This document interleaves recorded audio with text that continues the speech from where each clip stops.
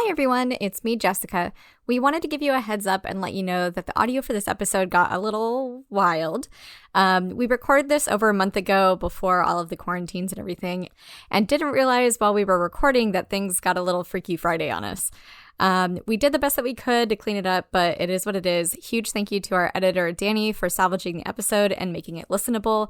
Anyways, thanks for your understanding. We hope that you enjoy the episode and hope everybody's staying safe.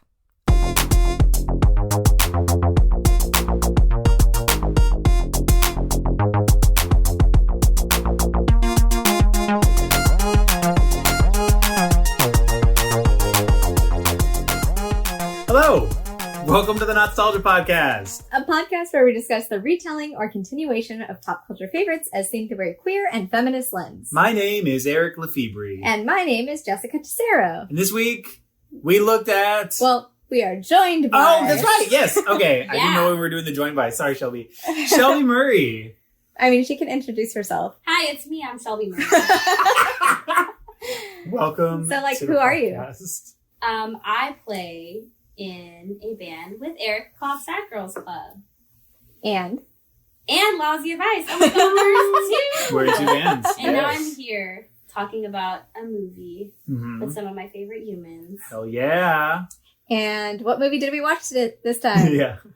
Freaky Friday. Freaky Friday. Bum, bum, bum, bum, bum, bum, bum. My dumbass didn't realize that this movie has been made 4 fucking times. Yeah. 4 times. I thought it was like twice. And then I was on my Roku and I was like, all right, Freaky Friday, where is this at? And I was like, 3? What?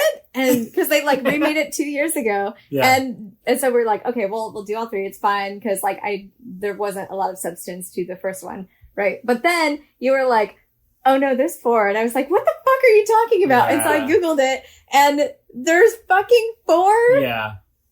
There's 4 Freaky Fridays. So similarly to A Star Is Born, we're just cutting out 2 full films. And then we can always revisit it later if we want to, but we are doing the important ones today. Yeah. So it starts with the Jodie Foster, 77 or 76? 77. 77. Yeah. Jodie Foster. The year Punk was born. Yeah, truly. And then the Lindsay Lohan 2003 version. The year Punk was reborn. Truly. Yeah. With Good Charlotte and Newfound Glory. Oh, I'm sorry. Wait.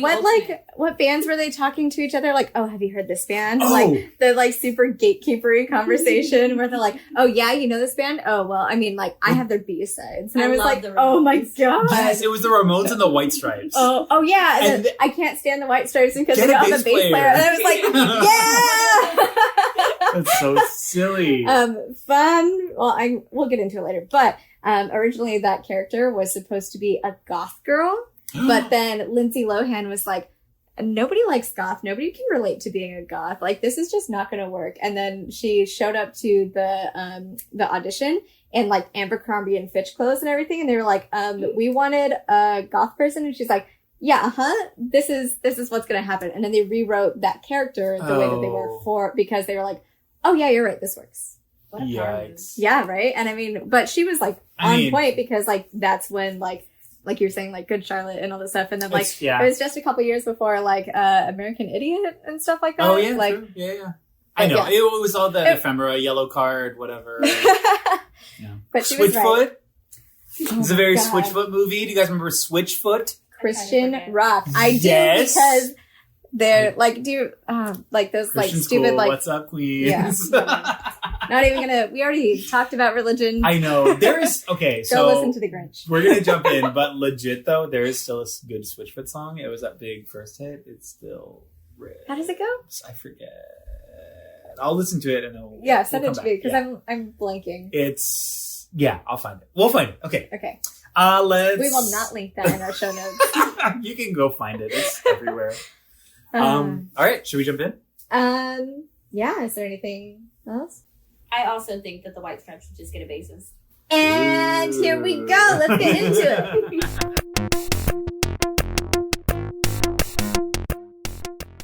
In the heart of white suburbia lives the self-centered Andrews family who struggle to find connection and understanding with one another, especially the mother, Mrs. Andrews, and her daughter, Annabelle.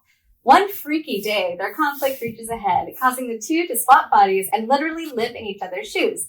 The pair quickly realize they must pretend to be each other for the day as to not arouse suspicion, confident they'll be able to live each other's lives better than the person themselves.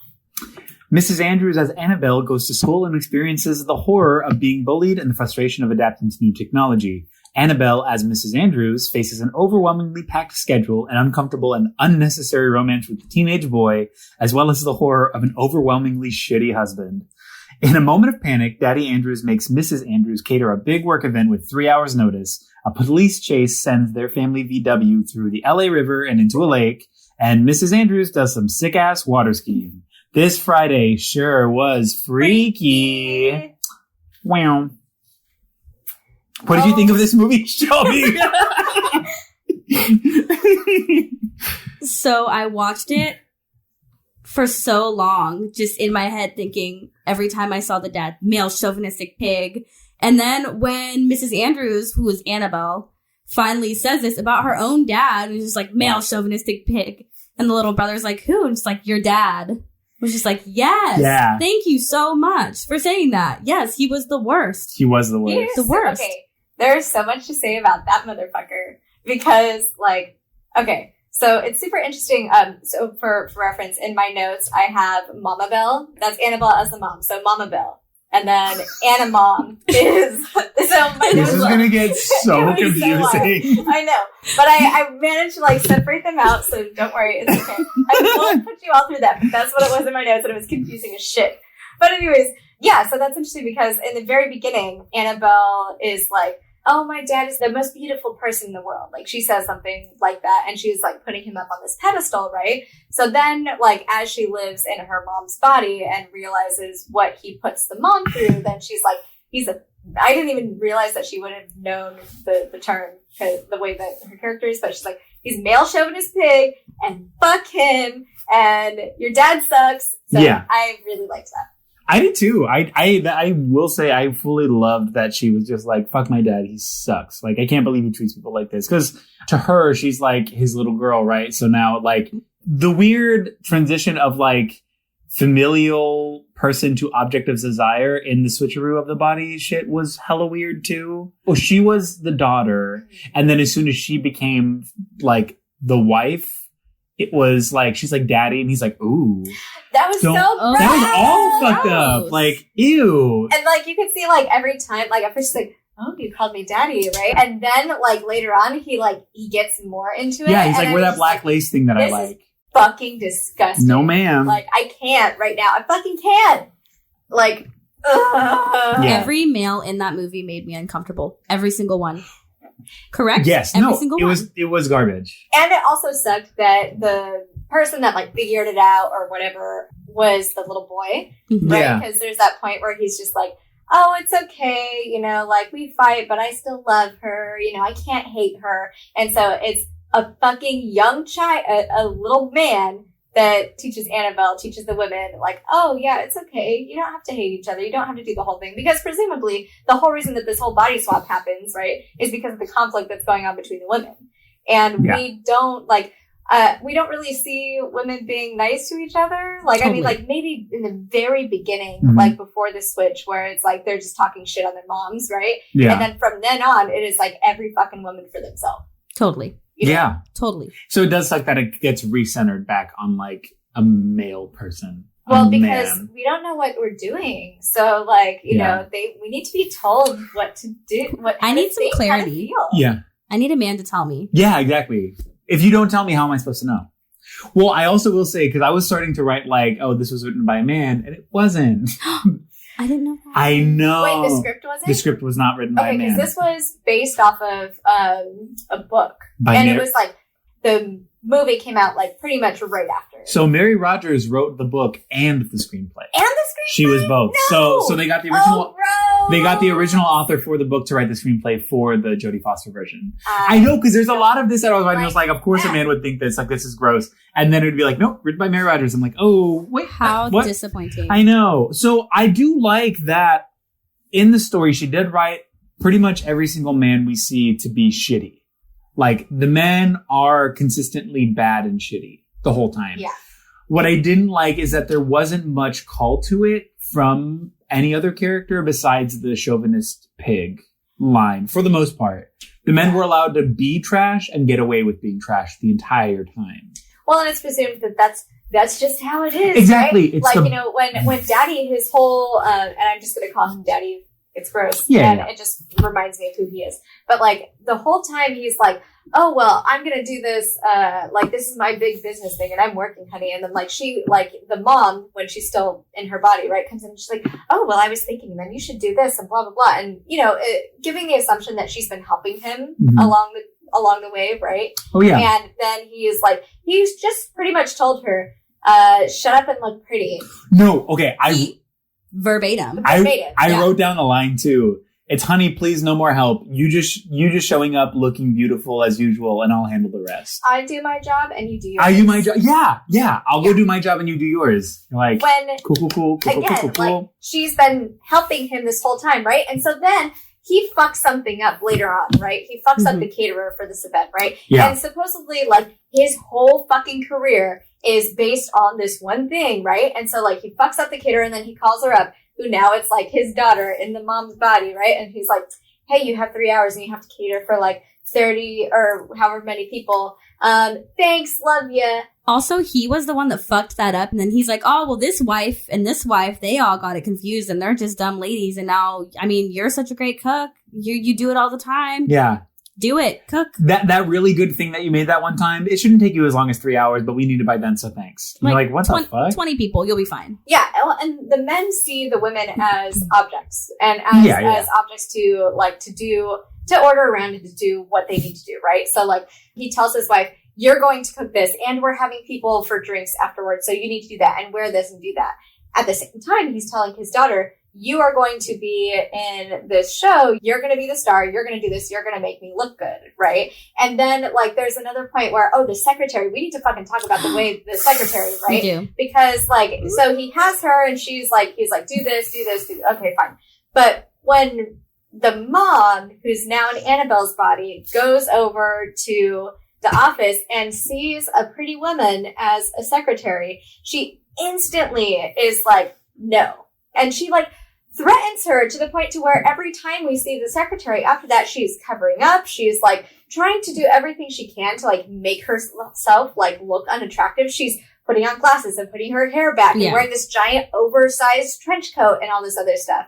Like, making her feel ashamed to be her with fucking unprecedented. She's just at work. She did not deserve that. It sucks that was supposed to be a comedic beat. Like, the sort of, she comes in 3 times, so it's like that role, but then it's also like, each moment's supposed to be like, oh, haha, look how more, like, she's more ugly. Oh, she's more ugly now. Oh my god, she's even more ugly. Like, it's not funny, but also, like, the fact that it was written to be a very comedic, like, sort of mild slapstick moment of, like, comedy is just so silly. And then to have the dad be, like, still pretty gross about it when she is looking ugly and fully doesn't know anything about her life, what's going on. Yeah. Like, this morning she looked totally normal, and it's like, oh, I've seen her. She's had better days. Well, the tone of that, too, was just, like, Dad was obviously thinking about stuff with her. Like, so it was just kind of like, I feel like what that was doing was more normalization of, like, you know, women should be jealous of other women, right? And because your man can't control himself, so it was blaming her. You know what I mean? Oh, yeah. Yeah. It's obviously none of the men's fault. And then like, look exemplary, like, visually seeing them on a pontoon in the middle while all of this stuff is happening around them that is led by women. They're just like, look at our ladies doing stuff. Like, so they literally sit there, drink, do nothing, and then everything else is happening around them, which is emblematic of all the male characters in the movie. And as they're sinking into the fucking river, they're still just talking about how great all of they are. Yeah, They're just talking about how great they are. Yeah. And they're physically sinking. So that's why I thought that, like, knowing that a woman wrote this story, I was like, cool, this is, like, she's commenting on shitty dudes, she's commenting on that for the most part, but it wasn't, there was no resolve and there was no consequence to it still. Like, Whoa. we were still looking at these bad people, but they were allowed to be bad. And at the end of the day, she went home to her bad husband, this bad guy who's a bad person.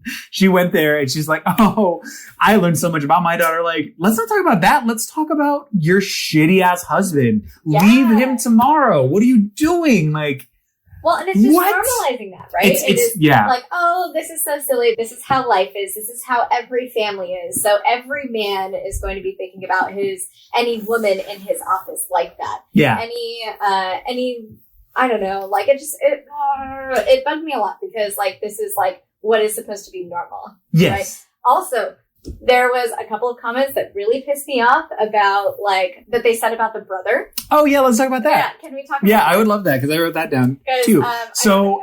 he says he's going to cook. Isn't that sort of a sissy thing to do? Is that what you're talking about? Mhm. Yeah. And then he's like, look who's talking. The kid with a candy bed and a dollhouse, I think was the Yeah, line. well, and then when he sees the dollhouse, it was something, what was the line? It was something like, it's peculiar for a boy to have dolls. Yes. So that kind of language, like, especially if you're writing these male characters, like, this is obviously, you're trying to tell a story about, like, toxic masculinity before that's really a term, before that's a conversation. Yeah. You're trying to look at these male characters as bad people and, like, show that, like, in the story, like, all of these guys suck. Awesome, yeah, do that. Great. So you're doing that with this also, but then not, like, if they would have said something like that and she would have, like, corrected them, I would have been like, this is great. Cool conversation. Yes. Let's talk about let's talk about homophobic shit. Let's talk about, misogynist, anti-femme rhetoric and, like, the demonizing of, femininity at large, which is why men hate women Yes. largely, right?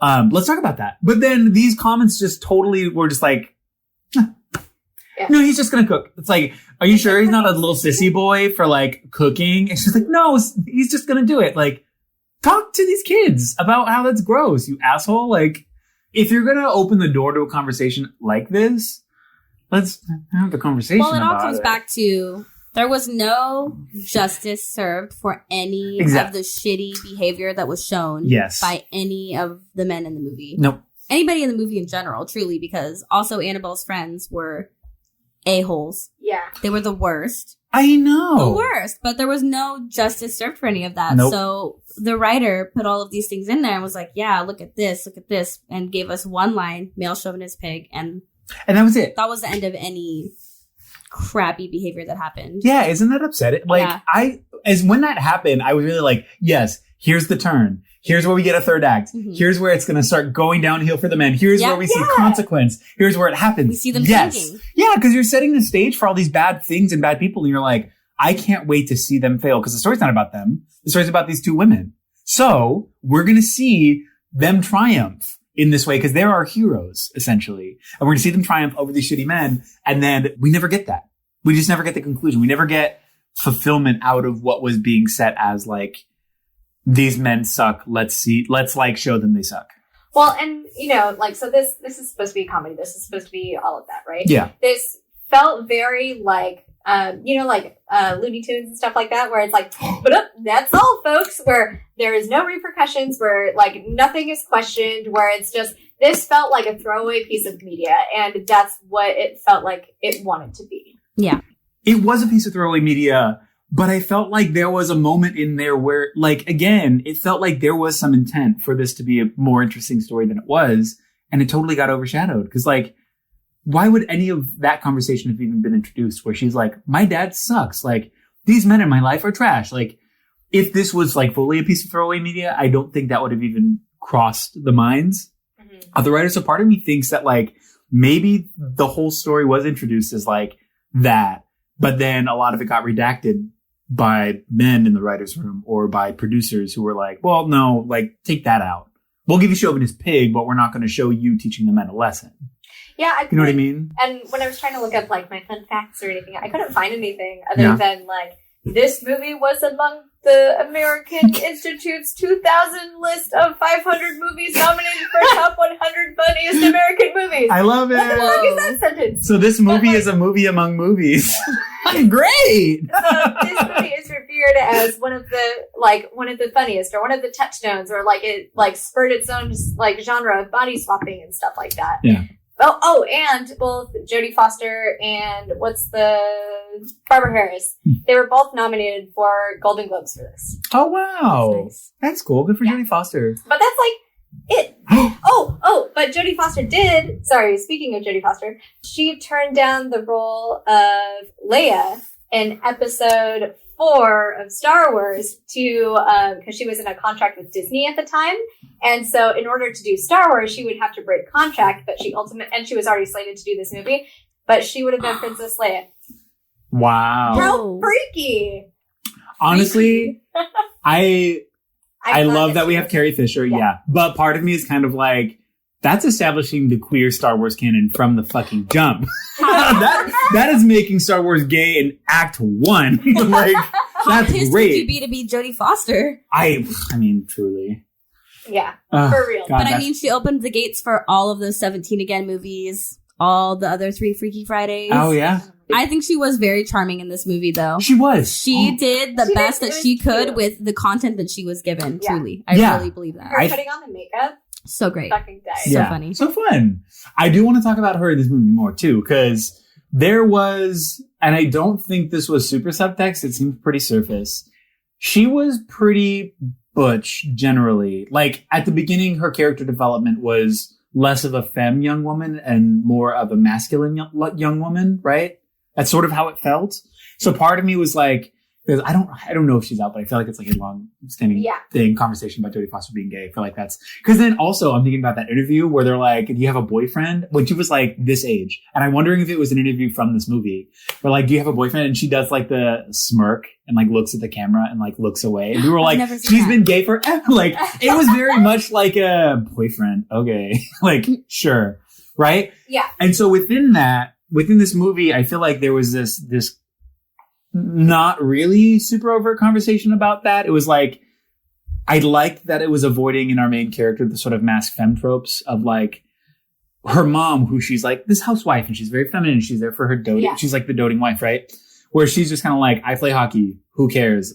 She was not typical in the sense of like teenage girl tropic character performing shit. Yes. And part of me was wondering if they were going to, like, obviously they didn't, but if they were going to explore a queer route at all. Well, I think that would be a fucking great way to redo this movie, right? Or to like, like remake it or whatever. Because I was also thinking the same thing. Like from our first introduction, I was like, she's a fucking tomboy. I love this. Yeah. I fucking love this. And like her whole thing, like I felt like this story was her on the fence about what she wanted image-wise and everything, because she was a tomboy, but she also talks about wanting to lose weight and wanting to have boobs and like stuff like that, right? And she's like worried that everybody else is like trying to take control of her image when she doesn't know what that is herself. And then there's this really great line that she says, which kind of like plays off of what you're saying, where it's, I wasn't talking about the way I look, I was talking about the way that I am. And where she's like, she wants to control, like she wants to be who she is, and it's not, and who she is not representative of like how she looks on the outside, right? She needs to, like, she's trying to figure out how to convey that externally, right? Yeah. And that's one of the things that made me so fucking mad when the mom, when she's in Annabelle's body, goes on a shopping spree and makes her super femme, right? And then at the end, we see Annabelle in a dress again. And then she's playing into the femme thing, and then she has her boyfriend, and then she has this, because we had to erase any sort of like masculine. It was very disappointing to see her be her true self the whole movie, and then at the very end, it's like, oh, mom and me made up. Oh, I get it. I'm super girly now, and I want to be a housewife. And it was. It sets the tone for a completely different path than it seemed like she would have taken initially. It feels super dismissive. Yeah. Like it don't like even though she seems very happy. It's still just like that was a choice that they made and it didn't feel good. It's like watch. We saw the journey you went on. This isn't the outcome of that journey, Queen. Like, what are you talking about? It's like, and then again, it's like normalizing that too, right? Like, okay, it's normal to have your tomboy phase and stuff like that. But you want to, like, she's tortured, right? Yeah. She feels like nobody knows her. She feels like she can't be herself. But when she falls in line with, like, her gender and all those expectations and everything, then she's happy. Yeah. And I hated that. Same. And you know what would have been the best if they explored that? Like her being sort of like a young I'm gay storyline. It would have been the biggest, most perfect fuck you to the idea of this shitty male patriarchal structure of all of these shitty guys, where she's like, yeah, fuck dudes, I hate guys. Like, Those I'm male hella producers gay. would have Like, never had that. huh? Oh, The male producers. I know, they would never have had it. And so in my head, I'm like, it seemed like, that's why I question whether or not, like, the story was different initially and it was edited down content-wise to be less anti-men in its speaking. Because there are moments there that I felt like, if you would have just taken it to that next level, it would have been like, boom, and then that would have set off this, and that would have set off this, and then the story would have been exactly what we were hoping it would get to, but it never did. Yeah, because, like, I mean, even, like, setting up, like, she's jealous of her brother and all this stuff. Like, she's jealous of, like, you know, of what he has because he has this and he does this. And then she's also, like, also nobody ever tells her how smart she is either. Can we talk about that? Yeah. She's in her mom's body and, like, she goes to the parent-teacher conference or whatever, and they're like, oh, your daughter's so smart. I've never met anybody like her. She just doesn't apply herself, blah, blah, blah. And then in her inner monologue, she's like, why didn't you tell me this? Like, she's like failing and she feels like she's like horrible and she's not good at anything other than like hockey, right? And then it's just like, so she's having this crisis at the same time, not realizing what the fucking principal and them are saying. Cause they're asking like, how is everything at home? Like, they're like trying to figure out, like trying to blame her. How are things with Mr. Anders and stuff like that? Yeah. And blaming kind of all of that on her when it's just like, what? Being incredibly invasive. Oh, yeah. Yeah. Incredibly Like, how is that any all of your of them. fucking business? Also, what parent-teacher conference have you ever been to where they're all sitting on a couch and your mom's sitting in the middle and they're just in your face saying, are you fighting at home? What's wrong? Why is your kid a dud? So the guy behind her kept being like over her shoulder, like, Yeah. what about that? And you're like, oh my God, stop it. Jesus. There was a couple moments having to do with school when she was at school that I wanted to point out that were funny and weird. Writing wise, there was a moment where she can't figure out her locker shit. She's not getting changed for hockey because she can't find her locker because she doesn't know her locker, right? Mm-hmm. She says, you guys should just perform without me. And then the hockey coach is like, perform without you? What's with the big words, kid? What? Perform is a big word. Dude, I love that coach.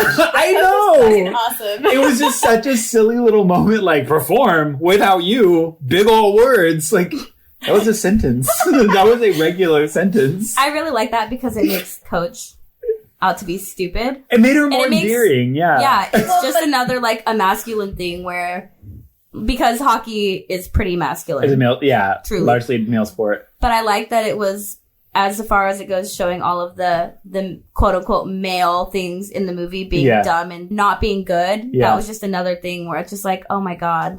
Well, It's so my silly. Culture. My problem with that was just that because she's like one of the only people of color in the film, right? Yeah. So I was like, okay, like cool, like I love this coach, but also all right. And then the other woman of color, was she a woman of color, the maid, or was she just an old person? I think she was because just... this movie hates old people, and I love that so much. Yeah. Because like she was like so the movie is basically what I took away from it was like, kids suck, kids are bad, kids only care about themselves, and they're gonna get you into trouble, right? And this is what, like, you know, the older generation feels. When the older generation is the one that's like, the kids probably drank your vodka. And then she's like, you know, like, totally the one that was stealing the vodka and Honest shit like to that. God, old wine grandma maid, that's me. Yeah.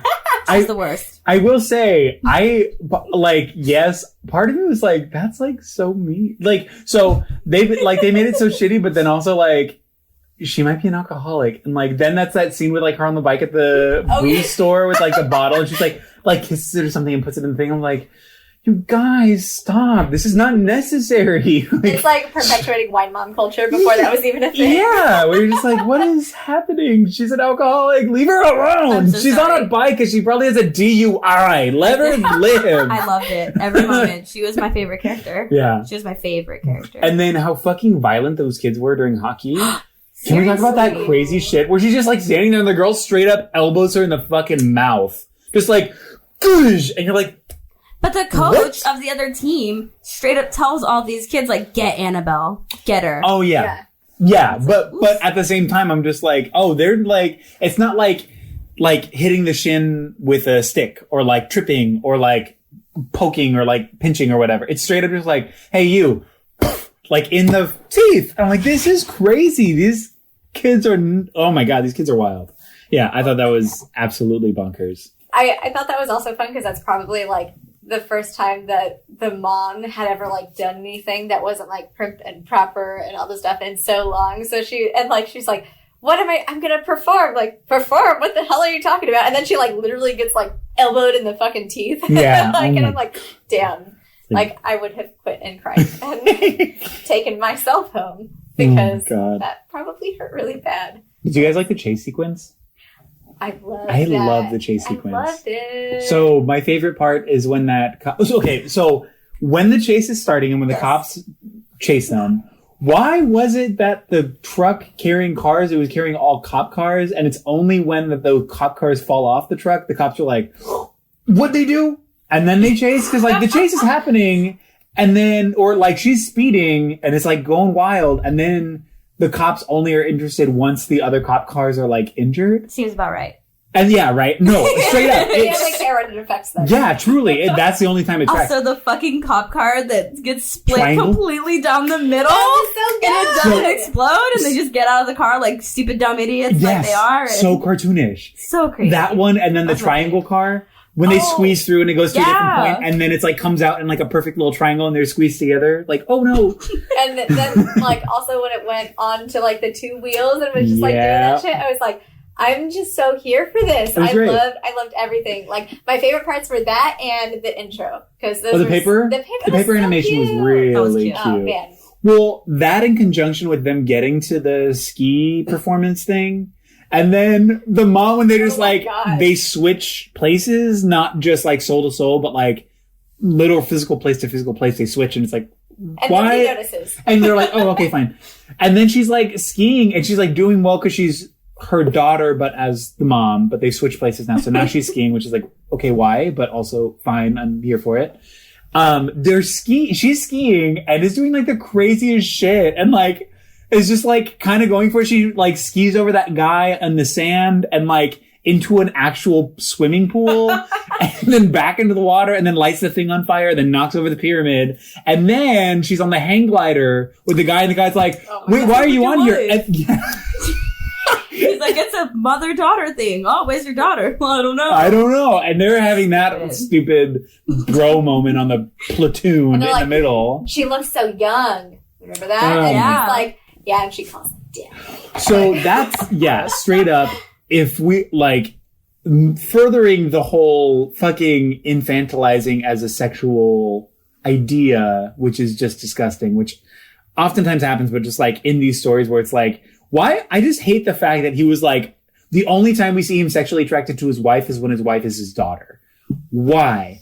Why is that the only time we see that he is affectionate towards his wife or like is interested in her is when even likes her a little bit. It's the moment where she's like, yes, daddy. Like, oh, get your, like, so whatever dumb sub fetish. Like, that's cool. If it's consensual, on board. Yes. Live your life 100%. But this is like, seems like some really weird dumb shit where it's like they need to be hella young. Like predatory behavior. And I hate that was like, a part of the comedic moments. It's a part of the fun bits where it's like, oh, that's so funny that he's like hitting on his daughter. It's like, oh my God, yeah, that's hilarious. I thought that was so gross. What? I also fucking hated Annabelle hitting on her crush. Yes. As the mom, that right? Was so and uncomfortable. Then, like, it, oh my God, it was so bad and uncomfortable because he was just like, she's like trying to hit on him the whole time, right? Like, ooh, hey, what's going on? And then he starts to like her and he's like, I wish I was older, right?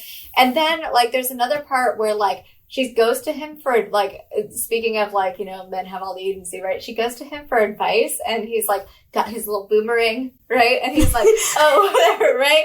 And then she's like, throws it at the fucking and she's window. like, fucking mad, and she like throws it and then like she hits it, she's like, what the fuck you like? And he's like, oh, I never actually did it. Like, I never actually threw it, whatever. And it's just like, men give out this advice and don't actually practice it or take it themselves. Thanks so much. We hate it. Yeah. But that's like, it's really those moments that I'm like, where is the rest? Like, give us the full thing. Like, give us the whole story here. These moments of like, yes, you're telling the right story. Tell us. What was his name? Story. Boris? His name was Boris. He was fucking gross anyway. Boris, He was and he had like gross. fucking Trash. horrible. He's so trash. But then at the end, it's fine because he likes Annabelle because she's a girl now, or she don't. presents herself as a girl. Now. Yeah. Oh my gosh. And I don't understand Sorry, in this I movie and the lost other it. one how the love interests of the movie fall in love with the mom. In both right? of them. And this isn't love, right? This is less. This is just connection. They This find isn't- connection with the mom, They're and they infatuated, mistake it. And they're infatuated with them. And Yeah. then all of a sudden, at the end, without any sort of whatever, now they're into the daughter.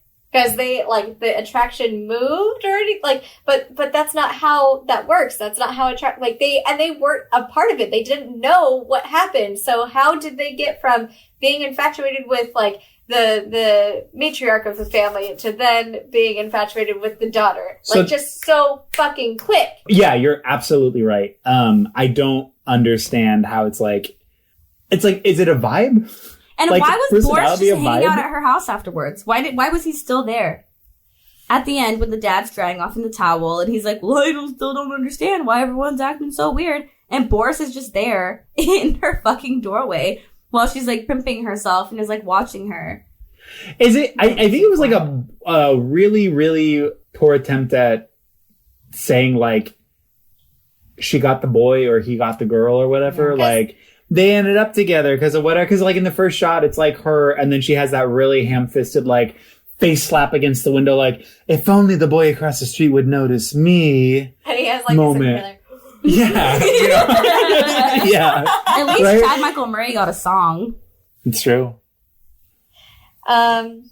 Let's see. Do I have anything else? I don't know. So I feel like this movie would have been so much more interesting if it had focused on Annabelle a little bit more and how she was feeling.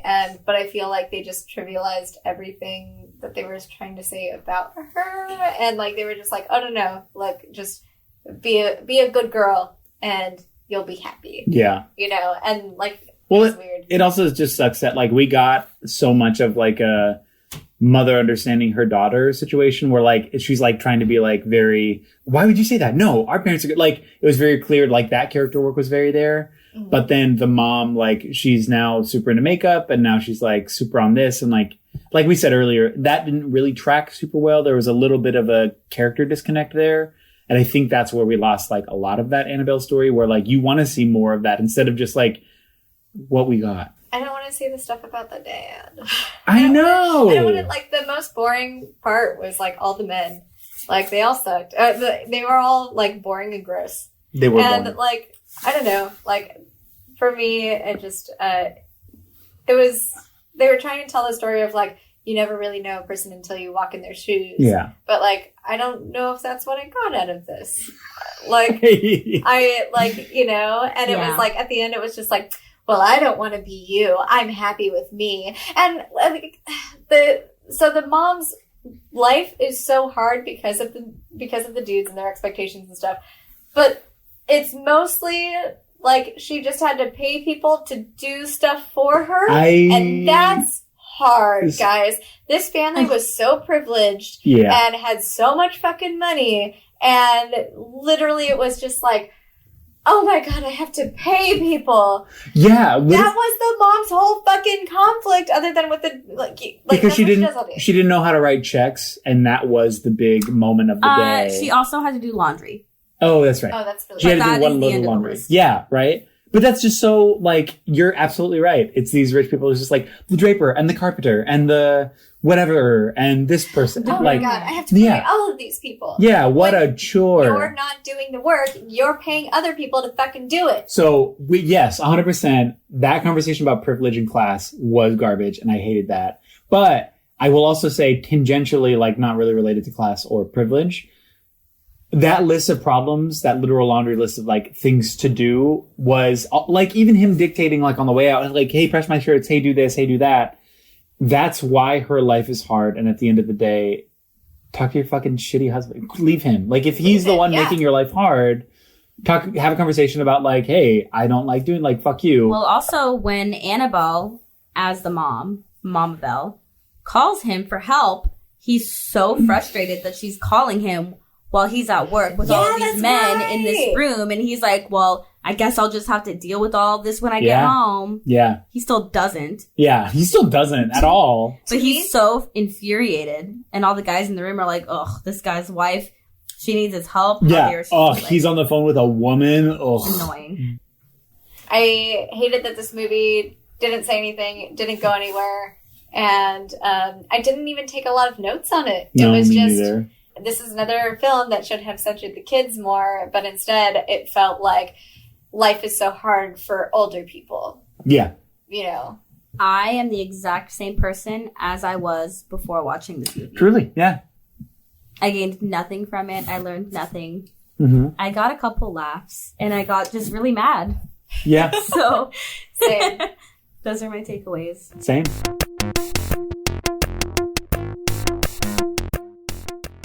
In the heart of white suburbia lives the Coleman family, home to a rebellious teenage daughter, Anna, a bratty younger brother, Harry, a doctoral mother, Tess, and a soon-to-be stepdad, Ryan. When Anna wants to skip her mom's wedding dinner rehearsal to audition with her band in a big concert competition, their conflict reaches an impasse and, in an incredibly tone-deaf plot device revolving around, and big air quotes here, mysticism of the Chinese culture and a magic fortune cookie, the two swap bodies. Now, Tess, as Anna, has to navigate young love, being bullied, and the vindictive wrath of an English teacher's scorn. Anna, as Tess, has to navigate her thriving personal therapy office, wedding planning, and an impromptu television interview promoting her new book, which, as you would have guessed, goes horribly wrong. They realize in order to switch back, they both need to act selflessly, and subsequently do. Anna wins the big rock concert prize award. Tess gets married, and Anna ends up with the guy she had a crush on, who is in love with Tessa, who is Anna as her mom, but not really. Anyways, at the wedding, there's more racism. What a freaky, freaky, freaky Friday. Freaky Friday. Boo, boo, boo, boo, boo, boo, boo. Yeah, so almost a cookie cutter story, as we were saying. Because this one has racism in it. Yay. It has lots of racism. Okay, so as our faithful listeners will know, I have been watching shitloads of Star Trek. I watched all of Next Gen. Mm-hmm. And then I was watching Deep Space Nine. And the waitress in the Chinese restaurant is on both of those shows as Keiko, as the wife to Miles O'Brien, the chief engineer. Mm-hmm. And I love her because she's so great. She's a school teacher. She has agency and she will bully O'Brien into she's such a strong character. And then to see her on the screen, I was like, oh my God, just hearing her speak broken English and having to knowing this actor and seeing so much of what she does. And I was just like, this is fucking gross. Yeah, it was hard. Wet garbage. That so whole gross. bullshit where it's just anytime there's any sort of hint at Chinese food or anything Chinese or anything Asian, there's always this underlying composition score of prototypical, stereotypical Asian music. Or something which you're just okay, fuck, Jesus Christ, if we're not making this already a goddamn prop in the plot, might as well just put a little racist cherry on it. And then on top of it, it's just the whole idea is they go there and it's their favorite restaurant, right? It's all happening. They come to this whole thing. And then it's they're given fortune cookies, and the fortune cookies is what switches their bodies through this obvious, and I quote, strange Asian voodoo. Oh, she says that later. I know. It is so disgusting. And then they go back to the Chinese restaurant that these women work at, and these two white women decide that they're going to use violence to try to that was what they said. They said, let's hit her and make her change us back. Yeah. Is what they fucking result to. Which the whole reason that this whole movie happens is because the Chinese mother decided hey, these two need to chill because they're causing a scene at her restaurant, right? They are off yelling in the corner and it's real fucking awkward. And she's like, all right, you guys need to learn a lesson. You know, so again, people of color having to teach white people how to just be fucking people, right? But also the cartoonish characterization of these characters in this world, like it almost felt as bad as the yellow face in Breakfast at Tiffany's. Do you guys remember that bullshit? I never saw Breakfast at Tiffany's. I've never seen that movie. Holy shit. If you go and watch that right now, it is a white guy doing full on yellow face in it. No. I think he's like the landlord or something, which is like, yeah, a lot.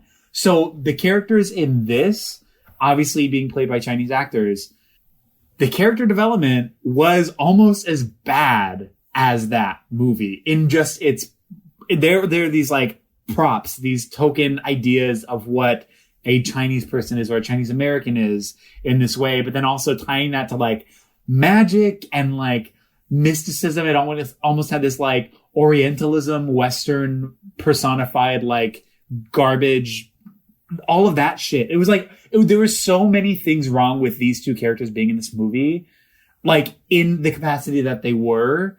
It was so hard to get past. And in the way that they were written. In the way they were written, yeah. Because they were just stereotypes. Yes. Oh my God. And to make the waitress, the daughter, a miser in that like, oh, let me cater your wedding. Let me do it. Let me do it. Let me do it. Like such a miser. Yes. So fucking... Just really shed a negative light on the entire culture. Yeah. The entire restaurant. Everything. It was ugly. Because it wasn't a conscious or humane look at a culture. It was like taking these stereotypes and just turning them into these props. Making them the ass of the joke of the whole movie. Yeah. By the way. They were just the plot device to make the whole fucking movie happen. Yeah. Because this whole story relies on literally like the mom giving them the fortune cookie. But then also making them antagonistic in a way, like at the end. Yeah. With the, like, when they're at the wedding and she's like, here, take these fortune cookies. Like, what? Now you're making them villains in the, like, what? What? Like, you've just turned them into this fucking witch from Snow White. On top of the racist shit that's already imbued in this whole fucking story. Why? And then that has to be, and like, obviously they're doing it because it's a quote unquote joke, right? Like, oh, take these fortune cookies. Don't do it. And then she gets tackled. And then it's like over. By her daughter. By her daughter. She's like, no! And then she like runs and like tackles her, and then her old ass mom that is like probably broken at least 2 hips. And she picks up the fortune cookies in this way where she's like, oh, yes, like some Gollum-esque ring shit where she's like doing this weird, like precious bull. Like, you got like that whole directorial choice to make these characters exist this way is such fucking garbage. Straight up, fuck Disney for this bullshit. That is trash. The person that directed this also directed Mean Girls. So every fucked up thing that you've ever seen. Yes. Every fucked up thing you've seen in Mean Girls and all of those fucked up stereotypes, it's all the same person. Dude doing this. And that's only like 2 years difference too. Yeah. Isn't it? I just watched Mean Girls recently and like I was just like, what the fuck? Yeah. Like what the fuck? So it's obviously this director who I did not bother to learn his name. Yeah. But that he's just a straight white guy who thinks that racist jokes are funny. Yeah, and truly. is catering to an audience of people who think that racist jokes are funny. Yeah. Well, and that's like the whole era, right? Like so much of media like relied on those types of stereotypes and all of this. So like women, people of color, we were always the joke, right? You know, we were always the butt of the joke. We were always like, everything was always at our expense, you know? Yeah. Like, and especially post 9/11. Especially post 9/11 in regards to racism. Oh, well, yeah. Because this was 2003. Yeah, so when at a bigger stage, there is a sort of like nationalist, sort of like us versus them conversation. Yes, there was no media for anybody but white people at that time, especially. I mean, there hasn't been for forever, but especially in that time that... At that time, it was really creating a platform of us versus them. So, like, anybody who is non-white, oftentimes is just like, it's fine, we can do this because otherwise the terrorists win or whatever. Thank you, like, George Bush. Okay, yeah, like, cute, great, we love. Which is just hella silly. And also just straight up racist. Just straight up garbage. Ugh, I hate it so much. Let's talk about... Her guitar pick Joker? I would love to talk about her guitar pick Joker. Thank you so much for saying that. Wait, and isn't about how like how the love interest hits on her? I too? think He's, so. Like, medium or whatever. Oh, and I was so just cringy. Like, I was like, no, like I hate this so much. Oh, okay. But let's talk about that motherfucker because he is a school employee. The worst. Yes. How old is she in this movie? She's probably like, is she a 16. sophomore? Like I feel like she's not a senior. She's a junior, I think, She's because junior? she's trying Okay. to take that placement test for her senior year. Motherfucker. Got it. Yeah, Yeah. but So he gross. is a school employee. Like that is so fucked up. And the whole time he's just a fucking creep and he's super gross and I hate him so bad because then, you know, he's like hitting on Anna and then like mom and them switch bodies or whatever and then he's still trying to hit on her and then she uses him to cheat on a test because mom is super fine at cheating to get into college because she's a rich privileged white woman, whatever, right? And then We're looking at you, Aunt Becky. and then he like ends up at a coffee shop with Anna trapped in her mom's body, and they sit there and they're like, "Oh my god, the Ramones! You like the Ramones too?" I love this the Britney White Spears Stripes? cover. Oh my god! Right? Was it Bowling for Oh Soup? But my it's okay. god. It's okay because this is a punk band doing this cover, but like it was like the Britney Spears one is like So not, lame. is It was- so not rock and roll. So Oh my I'm not god. here for I that. could not handle how silly, how fucking silly that was. And then that's the fucking song he's singing when he goes to their house Oh my god! to get oh my god! Oh with my god. the mom. Because he's Okay. so emotional. He's singing Hit Me Baby One More Time by Britney Spears out at the fucking street to try to fuck her mom. And you're like, what are you doing? And she just said, I'm getting married tomorrow. He's like, that can't be true. And she's like, it is true. And he's like, okay. And then that night he's like, let's have sex, mom. You're like, what are you doing? So Stop. he literally No. is stalking her because Yeah. you're right. So the first time that they meet, right, and they're at the coffee shop, right, and then she's like, "No, I'm getting married." He's like, "No, you're not. Shut Yeah. up," right? And then the second time he finds her house somehow and badly serenades her with "Baby One More Time." So that's a thing. And then the third time, he crashes her wedding rehearsal. Oh, he crashes the wedding rehearsal. To try to Yeah. convince her to be with him again. The fourth time is at her daughter's show, where then he sees the daughter, that is the mom, playing guitar, knowing Shredding. nothing about her, just like, damn, she's cute with that guitar. And then he's like, I'm gonna hit that. That's it. I'm gonna do that. That's what I want. It's such an absolute mess. He's a mess of a character. Like, I don't like. No means no. Back the fuck Yeah. off.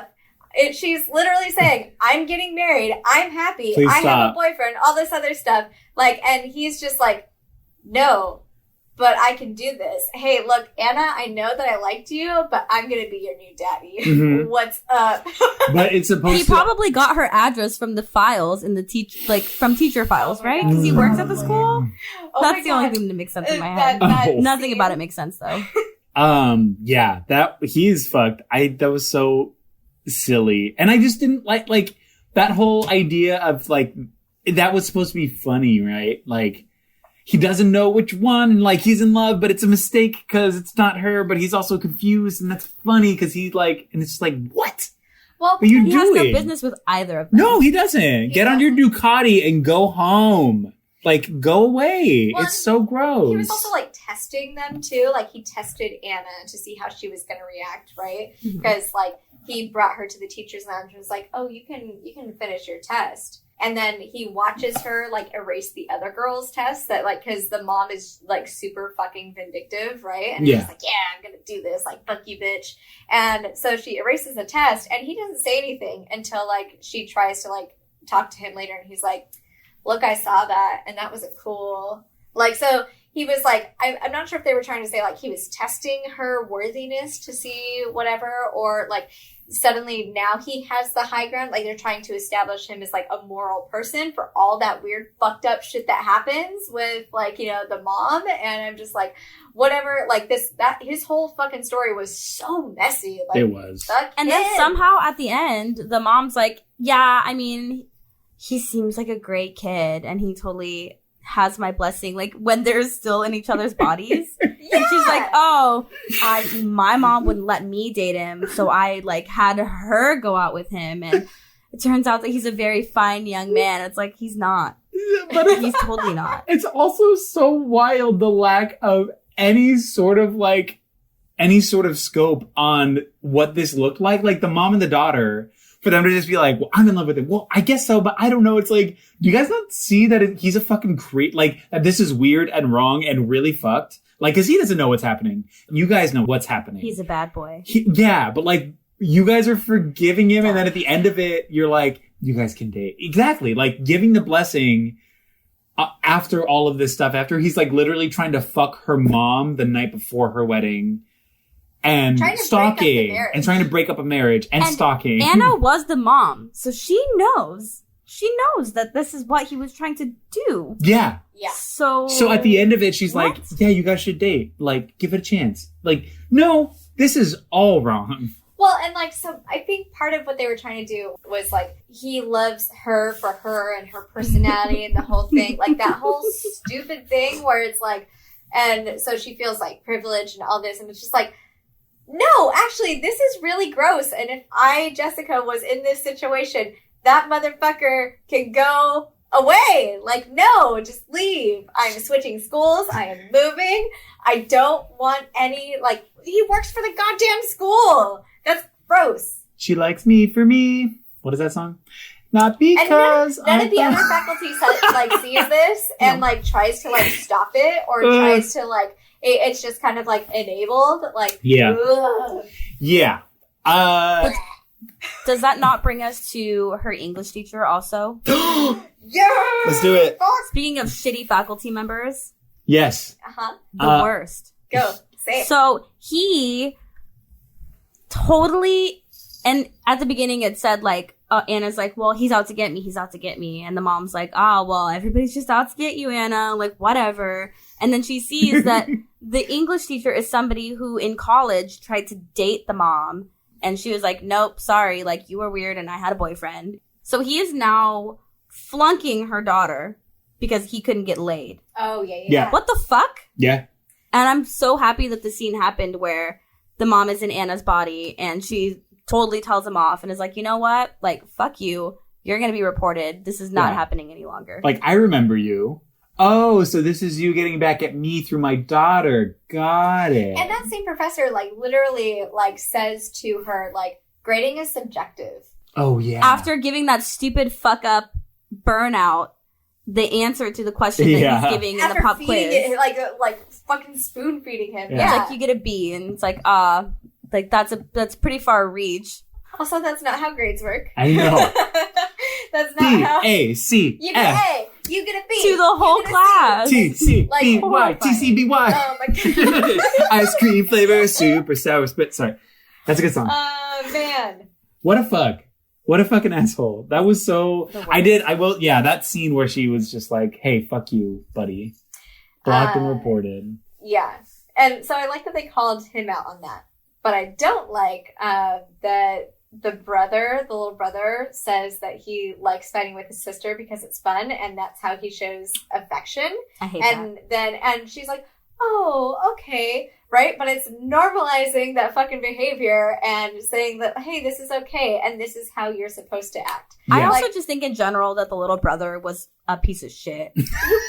He was. No, he was. He was. He was such a piece of shit. He deserved the biggest wedgie on this planet. Yeah. Because he was the worst. Oh, okay. So, this movie in particular was super triggering for me, having a complicated mother-daughter relationship, right? So, hats off to Lindsay Lohan and, Activia. Oh my God, I was just about to say that. and Jamie Lee Curtis. God damn it.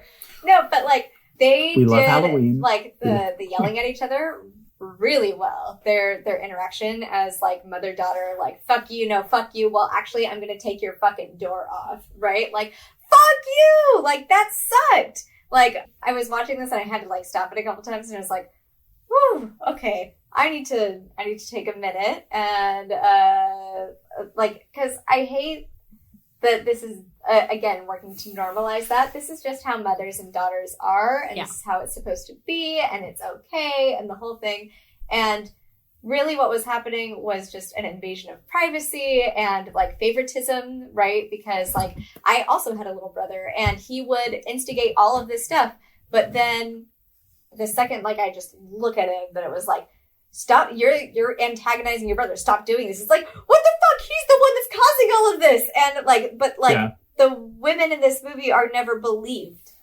All Anna wants is just for her mom to, like, see her and to see what's going on and to, like, actually hear what she's saying, but she's just super dismissive the whole time of everything and believes all of the dudes. She believes all of the dudes before she believes her own fucking daughter. And it's even said by her friends when Anna's talking to them, like, you know, my mom's trying to be understanding about me not doing this thing. And her friend even says, like, well, you said it yourself. She hasn't paid attention to you since she got this boyfriend. She doesn't pay attention to you at all. Yeah. Oh, yeah. And it's full out said that, like, that Tess has just been in her own little world in her perfect fairy tale life that she's creating for herself. Like, she still thinks that her daughter is best friends with the person that, like, gets her kicked out of that test, right? Yeah. And she's like, oh, no, you guys are friends, right? It's like, no, Mom, we haven't been friends because of this and this. Like, no, you guys are friends. You guys are friends. I'm going to call her Mom. You guys are friends. And so she doesn't believe all this stuff, and through living literally as her daughter, starts to realize that she hasn't been listening to her daughter, and she hasn't been doing all of this because, like, she doesn't know anything. Like you said, like, she's just kind of ignored her for this boyfriend and for this, like, for this job. She's also the worst fucking therapist ever. This movie fucking hates, not only is it super racist, but it also hates people with mental illnesses. Oh. And it's a huge stigma on it. And yeah, huge stigma. And also just the trivializing, like, everything, because it's just like, okay, you're going to go and you're going to see my patients and you're just going to do it. It's fine, right? Being a therapist isn't hard. You just listen to people. You just ask people, how do you feel? How do you feel? How do you feel? How does that make you feel? Yeah. You know, and, like, I'm sorry, like, and all these people, like, are, they're all caricatures of what people think mental illness is, and as somebody with OCD, none of that is fucking true. Yes. And as somebody who is bipolar and had to go to therapy for years, people already don't want to go to therapy because you are looked at as a crazy person, right? If you have to go to therapy. Oh, for sure. There's a huge vulnerability about it. Yes. That you're like, you're not hella stoked to be there. You have to be vulnerable with the stranger, essentially. Exactly. So, like, why and is that show fun? every single person, every single one of them, as just this quote unquote crazy person who is unstable and an annoyance. And an annoyance. Yes, yeah. absolutely. It's just so disheartening. Yeah. Yeah. Because why are we making fun of something that is actually supposed to be a tool for people who actually need that help? Yeah. And it's so hard because she's very privileged. She has a lot of fucking money, and she's taking these people's money that she truly doesn't want to help. She doesn't respect, right? Yeah. And so to see somebody like her profiting off of people's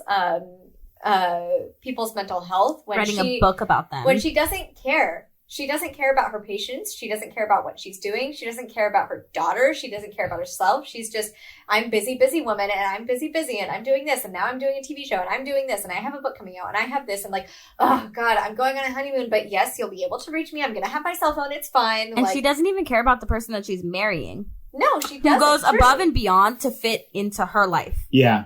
Mm-hmm. True. Like, it's crazy. Yeah. Also within the script itself, just, like, the lack of care for these people, but also just using the word freak as a way to, like, throw at people with mental illness, as, like, this sort of jab at people with mental illness. It just, I mean, as if we didn't already understand that the people who wrote this did not give a shit about anybody but white people, for sure. Or, like, white men in general. As if that wasn't already apparent enough to handle this kind of subject matter with such little care and without any sort of recognition apart from, like, they're crazy. Like, oh, cool. I guess that's the end of the story with mental illness. And she also doesn't care about the words that she uses or what she says. No. And she also hates feelings and hates that people have reactions to, like, oh, you're being too sensitive. Oh, whatever, right? As a therapist. And it's, yeah. So, like, I want to, even people that she doesn't think that she's talking to, right? So she was on the phone at the grocery store, and she said something like, you know, it's one of her patients calling who's having a meltdown, right? So she's on the phone just like, yeah, whatever, you're a strong, young, independent woman. No man can complete you. It's fine, right? And she looks up and the clerk is like in tears and it's like, oh my God, thank you. Like she needed to hear that, right? And she's like, ugh, and walks off. Like, you know, and then just destroys that whole moment for this person, right? Yeah. Like, because we all need more kindness in our lives and all this other stuff. And she's so annoyed by it. She's pissed off because she wants a halibut. She doesn't care that it's hundreds of dollars more. She wants halibut, not salmon. And that's why she's annoyed. Yeah. Like, stupid. She fucking sucks. Hate that character. Yeah. And so yeah, it's it hates people. She hates people with mental illness, right? And she hates people that have feelings or thoughts and opinions that are different than hers, or that like actually feel. She hates feelings. Like she doesn't have any of her own. She's just checking boxes, and she's just like doing the next step, and she's doing all of this, and she's like, sure, I'll go take your test. I'll go do this. Whatever, it's fine. Yeah. You know? I'm getting married. Okay, fine. You know, like. Well, like, juxtaposing that with what Shelby was saying, possibly the only redeeming character in the story, the stepdad, where we're looking at somebody who's kind of just like, yeah, well, in your time, like, I want to be here, but you also have to want to be here. Like, I'm not going to force you to do anything. You, like, so his relationship with Lindsay Lohan, trying to develop that, like, she obviously doesn't give a shit. And he, like, I think he says, like, in her time, like. Yeah, he does. It's this is for her. Like, I am here, but I'm not going to force her to have this relationship. I'm not going to force her to do anything. So I will be me, and I will be here. And whenever she's ready, she can have that if she wants it. She doesn't have to. And also, which is like, oh, okay, there's a real person in this story. Sick. Because he also recognizes too that she's grieving the loss of her dad. Yeah. You know, and so like that was just such a subtext where I feel like they could have leaned into that a little bit more, and I feel like that would have strengthened a lot of Anna's behavior and stuff like that, and like added more depth maybe to the mom character, who's just a caricature of a shitty mom, right? But who doesn't seem to be grieving that loss at all. At all. Ever. Not once. She doesn't care, right? Because what would have been cute? What would have been cute?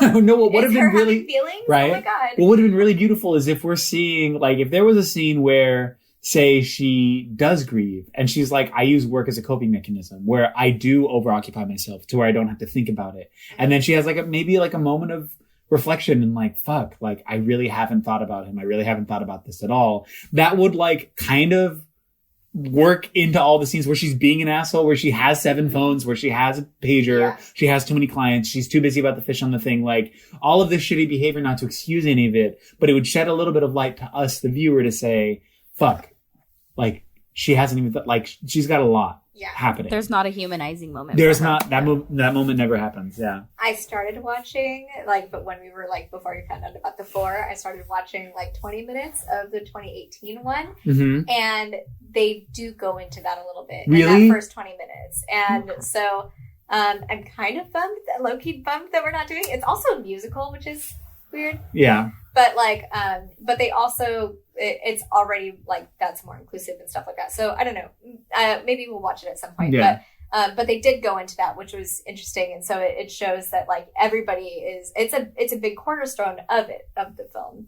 So I liked that, but we don't get that in this one. Yeah, we don't get that in this story. You know, and I feel like that could have added so much more to all of the characters and to but instead it's just he doesn't even get a name or anything. He's just dad died and you don't care, right? But the dad or the stepdad Ryan gets it, and he's like, she's grieving. It's okay. I'm here. I'm not going to force this. Why is she here? She should go perform. She should, and he's allowing all of the stuff. He realizes that this is not all about, even though he's the one getting married, this is not about him. This is about him joining this family. Exactly. And so he, of course, wants everybody to be happy. He's not going to be selfish. He's the only person that's not selfish. He's the one where in the beginning, and they're in the restaurant, he looks at Anna, who's obviously having a really bad day with her mom. And it's like, I ordered your favorite ahead of time. I hope that makes your day a little bit better. Yeah. And she's like, yeah, whatever. She's like, whatever. But and he doesn't. And he's like, okay, that's fine. It wasn't for him. It was for her. To try to, as something, he wasn't seeking to redeem any sort of validation or credit for it. It was really just being like, hey, You're having a rough time. I did this. And the grandpa's like, you'll get used to that. And he's like, I will. Yeah, I will. great. What do you mean? I know what I'm getting into. Yeah. It's like all of these selfish ass dudes, including the little brother. And then he's like the only one in there who's like, what are you guys talking about? Like, what the fuck? Why is he trying to get into this family? Like, what does he see in anybody in this family? Great question. That's a good question. Because, like, the only person that is kind of redeemable is Anna, right? Just a little bit. Like, I really didn't feel like she was super redeemable. But, like, the mom for sure isn't. And, you know, that's who he's fucking marrying. So... Yeah. I mean, there's got to be something there. It's obviously they didn't go into a lot, but that moment when they're at the reception, it was just so nice. He's like, this isn't about me. Yes, it's about me. Like, sure, but like, we have time. Your daughter's asking you for something right now. Please see that. Please go do this. Like, like I can see this, and I'm not like, you know, like, go, please go. Yeah.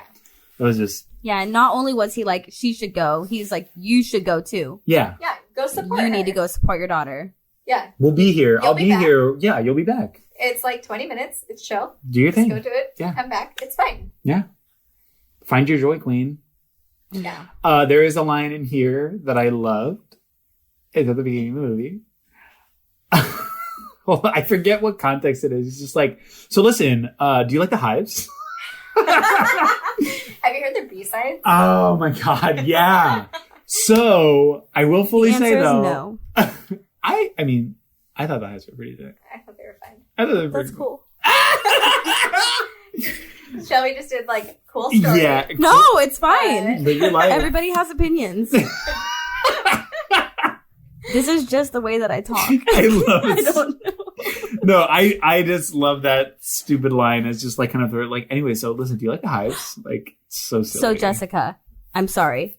Do Eric. it. Slime So me. isn't this every instance where you might wear a band shirt and you get quizzed Oh my God. on I what hate kind that. of, on whatever bullshit? Like, oh, have you heard their B-sides? Oh, have you heard this? Do you know this about them? Do you know Who's this their about drummer? them? Did you like the first or the fourth drummer better? Like, and I was like a punk rocker in high school. I stopped. I got out of punk rock for a lot of reasons, but one of the reasons was like any band shirt or any patch or anything. Like, dudes would always like come up to me and be like, "Do you know this? Like, did you like them better in this? What do you think about this? Oh, well, your opinion is shit because this was actually the best." Too. Like, and it was like their word was fact, you know. Yeah. But even though it was an opinion, right? And whatever you said, it didn't matter. Yeah, that was bullshit, and I fucking hated that. It just gave me such bad flashbacks to ages 15 through 25, which, hello, hi, I'm 25.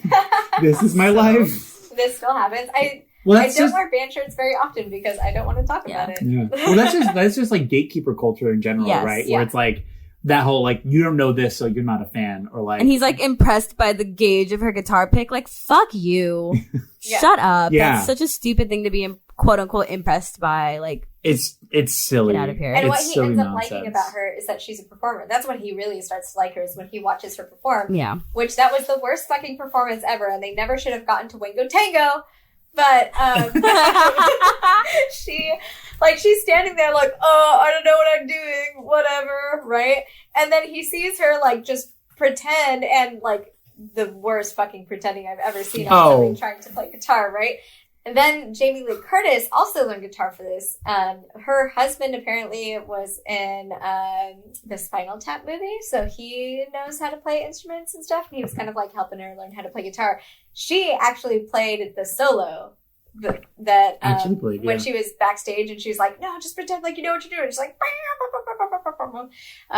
but yeah, she actually played the solo, which I think is fucking tight. That is cool. I love seeing her like on the side of the stage rocking out, and then like, because Jake is such a boring dude, he's like, oh, there's a girl on stage. She's not even that good, but I like her. She's amazing. Yeah. As she's just smiling through her teeth, looking so awkward, looking so out of place.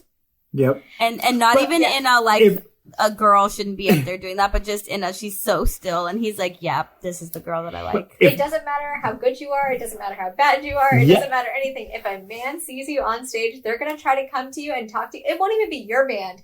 And they'll see you on stage, and then they'll come to you and be like, hey, So, the second a guy sees a girl with a guitar, he just comes in his pants. Oh my god! Instantly. If I have not It's so been in so dumb. many crowds where guys because I'm a male person, a cis male guy. If I'm not the fucking one that these straight dudes are coming up to me like, hey man, wasn't she like so hot? Like, that band's so good. So it's like, she was hot and then the band is good. And it's like, they're shitty. It's like, man, they're so good. She's so hot. It's like, shut up! Yeah, I didn't expect them to be that good. Yeah. Oh, yeah. I hate that. Backhanded comment. Like, wow, I didn't you guys were actually good. I didn't expect you to sing like that. Part of the reason why Endanger. Oh my god! Yeah. Part of the reason Love. why I sing the way I do and I growl and stuff is because dudes will be like, they'll expect me to go up there and just sing pretty or whatever, and I'm just like, this is not for you. Fuck off. Just GJ Allen the house down. And then they're just like, They're just so Wow. soft. Start throwing up and they're like, I didn't expect you to sing like oh that. my god. Oh my god. Gross. Yeah, I have heard that many, many times. I'm so sorry for clapping, but it just struck such a chord. Yeah. No, that's fucking trash. It's so true though. Insane. She was doing the literal least. And then she did some dumbass Chuck Berry duck walk bullshit in these fucking low pump heels, 2 inches, and smiled and everyone's like, yeah! She's getting perfect school on Guitar Hero situation. And you're like, what is happening? Power. Yeah. She got her, it was And now hella they're playing silly. Wango Tango. Yeah. And it doesn't get better at the wedding. It does not. No. No, The guitar playing does not get better. it doesn't. Although I do That love song is so great, though. I do love her friends, and shout out, don't know the actor's name, but her friend with the red curly hair. Yeah. She was in Brink. She was on Team Pup and Suds. It was so silly, and it was great. that. But Cute. she is the fucking coolest member of Team Pup and Suds. Anyways, she's great. We love. Actually, so that person was supposed to be Gwen Stefani. She was offered the role as that person in that movie and turned it down. What? Holy shit! Really? Isn't that freaky? I'm just trying to think out where Gwen Stefani was in her career in 2003. There's no reason that Well, she should have done that. No, No, but she there's was no way also. that would have happened. Right? Could she have played a That high was her- schooler at that point? No, that was her Harajuku No. Girls tour. No, yeah, there's literally Well, no Lindsay way. Lohan Which was also wasn't a high fucked. schooler. No, but Yeah. she was close enough, in, pretty 23, 24, that ambiguously, obviously, casting's goofy, Casting's but goofy. she could arguably play a high schooler, right? But at that point, arguably, right? But I'm saying in the scope of Gwen Stefani was not in her 20s at that time. I'm glad that it wasn't Gwen Stefani, though. I like Gwen Stefani, but I'm glad that wasn't her. Oh, yeah. Well, also, if we're going to talk about, I don't know. No, go ahead. Using Asian culture as prop. Yeah, Gwen Stefani, Yeah. Harajuku. a big problem. Let's talk about all the imagery of Gwen Stefani, anything she put out from 2002 to 2007. It's all bad. So in a movie that really, really, really hates Asian people, I guess that would have tracked. Not to say that she does, but she was definitely tone deaf in her aesthetic being just a culture Yeah. as an aesthetic. So I guess that would have made sense. And profiting off of that And culture. profiting off of it. So, yeah, pretty on brand. Yeah. Uh, I still, that would have been fucking wild, though. so you hadn't seen this before, right? No, I've never seen this. I hadn't seen this Yeah. either, and I felt like I was the only one that hadn't seen this. You saw this. I've seen it, yes. Yeah. All right, so I was like, okay, cool. I guess I'll watch this. It's fine. And yeah, I don't know what I was expecting, but this kind of wasn't it. I encourage anybody who has already seen this movie and has not watched it recently to watch it, though, because it came out in 2003, right? I watched it back when it came out, and that was probably the most recent time. So I didn't really think about this back then, looking at it through the scope that we're looking at it. Yeah. So as I'm watching it now, I'm like, whoa, What the fuck? that's bad. That's bad. That's bad. That's bad. And it's really eye-opening. Dude, I really do encourage anybody to watch it. It's wild going back and watching the things that you love. We've talked about this a couple times, but because you could be like, I stand this movie. I love this movie. This is so great. And then you go back and watch it and you're like, Okay, I can respect how I felt then. However, I do not feel like that anymore. I still love this, but this is problematic. It's an issue. It's been such a wild time doing all these movies for that same... Because it really is just like... I remember seeing this in 2002. I remember seeing this when I was like 6. Like, yeah, this was great. And then watching it now being like, what the fuck? And that is such a common theme listening to your guys' podcast too. Just like, hindsight is 20/20. Isn't it crazy?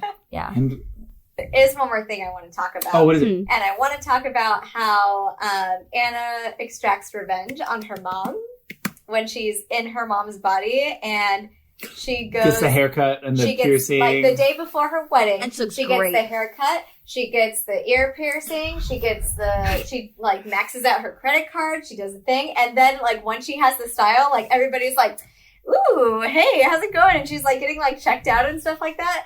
I also want to say that the stylish version of her coming out was the most boomer yoga mom look I've ever seen. So it's like... It was so bad! She's supposed to be like young, and her punk, and thigh-high hip. boot. I know. We're like, oh my god, Mervin's is closed. Where did you get those clothes? Like, It wasn't closed then. Oh, it wasn't? 2003? No, I think it was still open then. Oh, god damn it. My joke didn't work. I'm sorry. I should have let you have it. It's Eric okay is though. laid down Thank you on the for floor right now. thank you for correcting me. It's fine. I just don't really know what else to say. Yeah, it was embarrassing. It was like Nobody needs to wear that much brown. No, the dress too was just like this terrible velour mood ring blanket looking thing, where it was like iridescent and changed colors. It looked like a peacock feather dress. Back when people wanted to Girl. wear tie-dye, but they were also boring. Yeah, So it's like blue and brown. There it's was like just so much blue and brown meshing. it's like I want to wear tie dye, but I watched The Apprentice. You know what I mean? Yeah. yeah. It's like too much. Republican tie-dye. Yeah, Is that a good band name? Yeah, Doesn't matter. It's like they definitely shopped at the Big Dog's clothing store at one point in their life. At least Once, yeah. Sorry. They're now the fashion police. God damn it. Bring Big Dog back. What happened to that? Okay, I think I'm done with this. Okay, bye.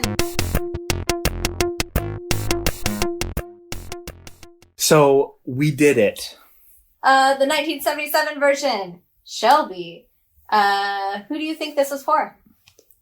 I truly would not be able to tell you because at some point I think it's for the women. And then at the end it just feels like it's for the men. But at the end of the day, it's all for white people. True. Yeah. Yeah. White people's a good... I was going to say... So, white people for sure. But I was going to say Avril Lavigne fans who would then be hella stoked on Yellow Card. Which... Wait, no. This is 1977. Oh, 77. Yeah, I'm so sorry. Back up. That's So, a big you know deal. my answer later. 77. You know what? Fuck it. It's for the gays. Jodie Foster's in I it. knew you were going to say that. Take it. Jodie Foster. Giving us Queer Icon Award winner. I don't know. I don't even think she's out. I'm so sorry, Jodie Foster. But we know, sweetie. I'm sorry. I wish you the best in your beautiful queer life. Yes. I think it was for white women that want to, like, white moms, white house moms, or housewives that want to feel like their life is so wild that they just, nobody else can do it, and they just feel underappreciated. Totally. Mhm. That's what I think it was for. Yeah. Yeah. 100%. Because they feel seen when their husband's a dick. God, that fucking guy. I did write in my notes at least 5 times in capital letters, like, leave him now. Yeah. Leave him today. Why are you there? Did you like it, Shelby? No. No. No. I didn't. I tried really hard to because there were parts of it that I really did like. Like, Jodie Foster's performance was great. I thought the mom was very funny and very charming at times. But just overall, I didn't enjoy it because there were no redeeming qualities.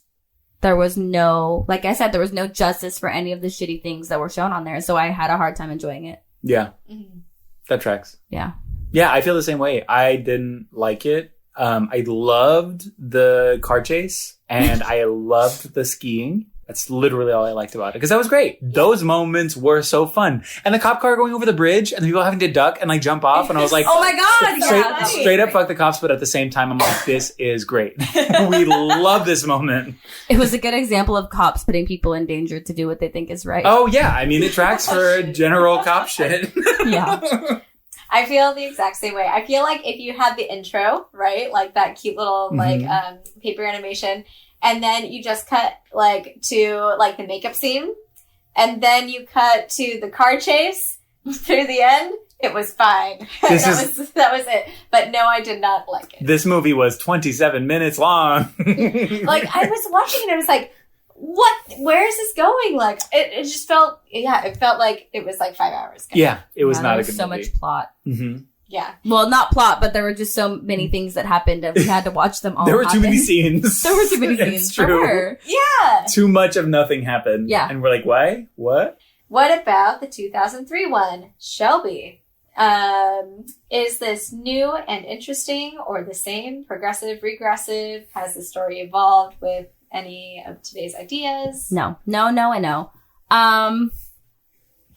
If you were to ask me who this movie was for, it was That's for... the next one. Okay. So, I think it is the exact same. I think it is truly exactly the same, except for the shitty people are our protagonists. Oh, yeah. No, the 77 version had more to say about shitty men than this one. Yeah.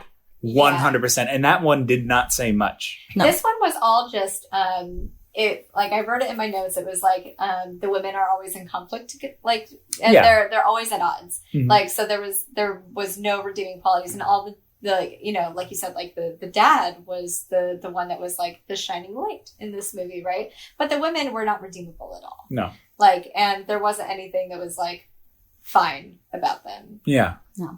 Yeah. Not at all. What do you think? Was it new, interesting, or the same? Progressive, regressive? I'm going to say, honestly, possibly even regressive because of the Chinese shit that they were trying to throw in there. There's like, no racism. there's in some just version. all of that. There is no, but at the same time, there's also no inclusion. And I know that was a much more racist time generally, but really, was it? Because this is still a lot and prevalent. Yeah, so I'm going to say regressive because of all that shit. Yeah, I'm going to say the same. I think they tried to, like, update it by, like, being like, oh, we're cool and edgy, and she's, like, a punk rocker, you know, the whole thing. Like, but, like, and so instead of being a tomboy, she was a punk rocker now, right? Because women can be tomboys now. But, like, you have a... No, I was just going to say, was she a boy, and was he a girl, and could we make it any more obvious? Was he a punk? Did she do ballet? No. Could we say more? What more can we say? I felt like... Okay, let's talk about who this is for. I'll let Shelby go first, and then we'll... This movie was for Shelby in the 3rd grade, which is exactly how old I was when this movie came out. This is just for dumb, uneducated white people. Still. It's all just the same. It's all just the same for people who find humor in racism and people who find humor in people just being shitty to each other. Yeah. No? So, a 3rd grader. Or half of America. Yeah, truly. 100% that tracks. I'm going to say what I said earlier with Yellow Card and whatever. If you don't remember it, I don't either. Go listen back. But also, racist, shitty white people is who it was for. I'm going to say that it was for white families, specifically moms and their daughters, because this is how almost every white mom and her daughter acted. So truly, both of them are the same. Both of the movies that we watched were targeted to the same people and were the same thing exactly. There was nothing different. This movie is for mothers for Bloomberg. Oh, this movie was also super regressive because of the mental health stuff too. Yeah. Oh, yeah. Oh, Yes, 100%. Totally. Did we like it? Shelby? No. Well, actually, no. I take that back. You were so excited to do this. I was Shelby picked very this excited. Episode. She was like, I want to be on Freaky Friday when you guys do that. This is my episode. Done. Yeah. So, I don't like most of it. But man, that soundtrack is so good. Yeah. It is. And Jamie Lee Curtis as an actor was had very, very funny moments. So it's like, I still love Jamie Lee Curtis. It's one of those things where I looked back at it, and I've looked back at it so fondly that I think that I'm still just a little bit stuck in the I really love it. But even dissecting it, I'm like, no, I really don't love it. It's really tough. Well, that's the nostalgia factor. Right? Yeah. Like, yeah. And that's why it's important to go back and look at the stuff, because it's like, you can still love something. So, would I listen to the soundtrack? Absolutely. But I would never watch this again for enjoyment, I don't think. Ever. Oh, I 100% agree. I did not like this. It's the same thing like with several other movies that we've done where like, was it garbage? Yes. Was it awful? Yes. Will I watch it again? Probably, because I liked it. Generally, this is not one of those movies, but I'm just saying in that same way, it's like, yeah, this movie sucks, and I will probably watch it again and still hate it, but I'm going to watch it because it like that nostalgic factor of like, it reminds you of another time, or it's whatever. It's so strong. It could still be hot garbage, but at least if you're not just like, it's a good movie, because it's not a good movie. If they're streaming it on E under Movies We Love, and I'm doing laundry and get something on in the background, I will keep it on. Keep it on, yeah. Totally. I honestly don't think I'll ever watch this again, just because it was a little bit triggering for me. Oh yeah. And I have no nostalgia whatsoever for this movie because I never watched it. I never watched the original. I never watched this one. Like, if we're going on other Lindsay Lohan movies, there's Mean Girls, and as problematic as that movie is, I will still watch that one because I still do love that movie, but I do recognize that it is problematic as fuck. But that is the superior Lindsay Lohan movie. Yes. Because at least that one went somewhere and had something to say. And was written by Tina Fey. I don't really like Tina Fey. Oh. Somebody once called me the punk rock Liz Lemon after I got off stage one day. That's a boring thing to say. Yeah. But yeah, Mean Girls was way better than this movie. I'll never watch this again. Me neither. That's it. Thank you for joining us. If you have questions or anything, feel free to write into us at NOTstalgiapodcast@gmail.com. Thanks to David Tricero for providing tech support, Danny Barkley for editing our podcast, and thank you, Shelby. Thank you, Shelby, for being on our podcast. And thanks, Eric. Thank you, Jess. Cool. This is sick. Thank you, bye. Woo! Bye. Bye.